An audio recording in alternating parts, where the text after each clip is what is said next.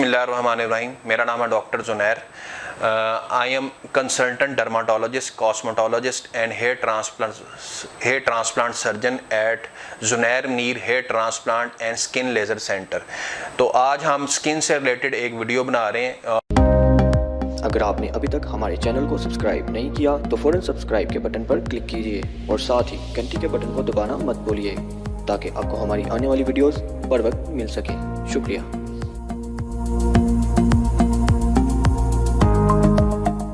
और ये बहुत कॉमनली स्किन की बीमारी है, चंबल। इसको इंग्लिश में कहते हैं सोराइसिस।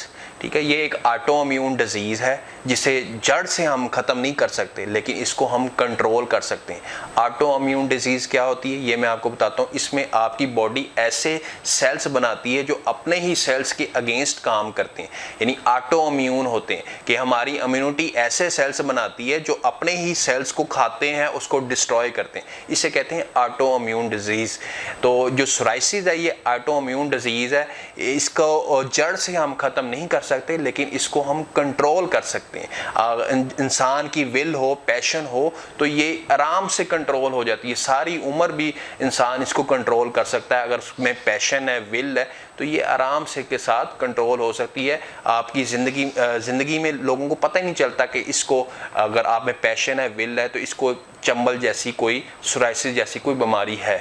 अब हम चंबल को थोड़ा ब्रीफली डिस्कस करते हैं कि ये नज़र कैसी आती है। ये छिलके टाइप सिल्वरी और वाइट कलर के रेड दाने होते हैं। ये आपके सर से लेके टो तक हो सकते हैं। ये 1 सेंटीमीटर से लेके 10 सेंटीमीटर तक ये छिलके जो सिल्वरी और वाइट कलर के हमको नज़र आते हैं, इनमें रेडनेस भी होती है और दाने नुमा नज़र आते हैं। इसको हम कहते हैं सोराइसिस, उर्दू में से कहते हैं चंबल। तो इसमें कईयों लोगों को बहुत शदीद खारिश होती है और कईयों को बाज़ का खारिश भी नहीं होती।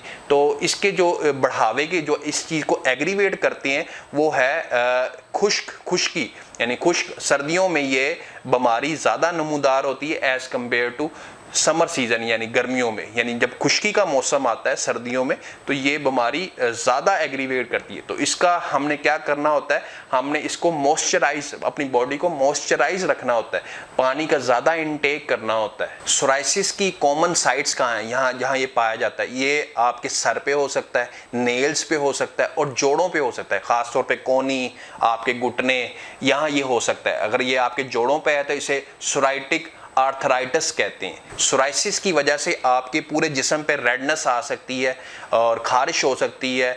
इसको एरिथ्रोडर्मा कहते हैं। मैं एक बार फिर कहूँगा कि इस बीमारी को जड़ से नहीं हम ख़त्म कर सकते, इसको हम कंट्रोल कर सकते हैं। कंट्रोल हम आराम से इसको कर सकते हैं। अगर इंसान में विल है, उसका पैशन है, तो इसको हम आराम से कंट्रोल कर सकते हैं। और जो इस चीज़ को, सोराइसिस को एग्रीवेट करते हैं, वो फैक्टर्स हैं स्ट्रेस। यानी इंसान जब परेशान होना शुरू हो जाए और हार्मोनल डिस्टर्बेंस आनी शुरू हो जाए तो स्ट्रेस की वजह से इस बीमारी को बढ़ावा मिलता है, यानी ये बढ़ती है, एग्रीवेट करती है। इसके अलावा हीट भी इसको एग्रीवेट करती है। तो इन चीज़ों को अवॉइड करके हम इस बीमारी को आराम से कंट्रोल कर सकते हैं। अब सोराइसिस को हमने डायग्नोज कैसे करना है, इसको हम डायग्नोज, जो कंसल्टेंट डर्माटोलॉजिस्ट होते हैं वो आराम से इसको देख के, मायना करके, एग्जामिन करके इसको डायग्नोज कर लेते हैं। इसके अलावा इसका स्किन बायोप्सी टेस्ट होता है जिसमें स्किन का हम एक टुकड़ा लेते हैं, उसको हम उसकी बायोप्सी करते हैं, उसको एग्जामिन करते हैं और डायग्नोज बनाते हैं कि ये सोराइसिस है। तो ये तरीकाकार है इसको डायग्नोज करने का। अब हम इसकी ट्रीटमेंट की तरफ आते हैं। पहले मैंने आपको बताया खुश्की की वजह से ये बीमारी बढ़ती है, तो हमने ऐसे मॉइस्चराइजिंग लोशन इस्तेमाल करने हैं जिसकी वजह से खुश्की ख़त्म हो। हमने पानी का इंटेक ज़्यादा करना है। इसके अलावा जो ऑलिव ऑयल है वो भी एज अ मॉइस्चराइजिंग एजेंट काम करता है। इसके अलावा आप सीरामाइड कंटेनिंग मॉइस्चराइजिंग लोशन इस्तेमाल कर सकते हैं। इसके अलावा हेल्यूरोनिक बेस्ड मॉइस्चराइजिंग इस्तेमाल कर सकते हैं। तो ये इसकी ट्रीटमेंट है। मज़ीद ट्रीटमेंट मैं आपको बताता हूँ। आपने स्टीरॉयड क्रीम्स यूज़ करनी है और ये आपने अपनी कंसल्टेंट डॉक्टर के मशरे से इस्तेमाल करनी। अपने मशरे से इस्तेमाल नहीं करते क्योंकि स्टीरॉयड्स में ग्रेडिंग आती है। इसमें 10 तक ग्रेडिंग होती है, तो आपने अपने तौर पे स्टीरॉयड्स क्रीम नहीं यूज़ करनी, डॉक्टर से अपना मायना करवा के वो डिसाइड करेगा किस ग्रेड के स्टीरॉयड आपको यूज़ किए जाएं। तीसरे नंबर पे इसका इलाज आता है इम्यूनोसप्रेसेंट। ऐसी ड्रग्स केमिकल्स दिए जाते हैं जो आपके इम्यून सिस्टम, जो आपके सेल्स के अगेंस्ट काम कर रहे हैं, उनको सप्रेस करते हैं, तो इनको कहते हैं इम्यूनोसप्रेसेंट। ये इनका मेन फंक्शन होता है कि जो इम्यूनिटी के सेल्स या एंटीबॉडीज़ जो आपके सेल्स के अगेंस्ट, नॉर्मल सेल्स के अगेंस्ट वर्क कर रही हैं, उनको सप्रेस करें।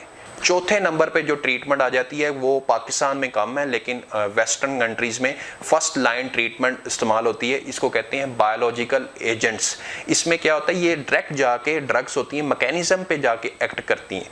तो ये पाकिस्तान में तो काफ़ी एक्सपेंसिव ट्रीटमेंट है। इसका एक इंजेक्शन 1 लाख से 1 लाख 1.5 लाख तक एक इंजेक्शन आता है। 2 साल तक इसकी ट्रीटमेंट चलती है, हर माह आपने इंजेक्शन लगवाना होता है। तो जो लोग अफोर्ड करते हैं वो ये ट्रीटमेंट करवा सकते हैं, लेकिन आम बंदा ये ट्रीटमेंट नहीं करवा सकता। बाहर के मुल्कों में ये फर्स्ट लाइन ट्रीटमेंट है, पाकिस्तान में ये second line treatment due too expensive.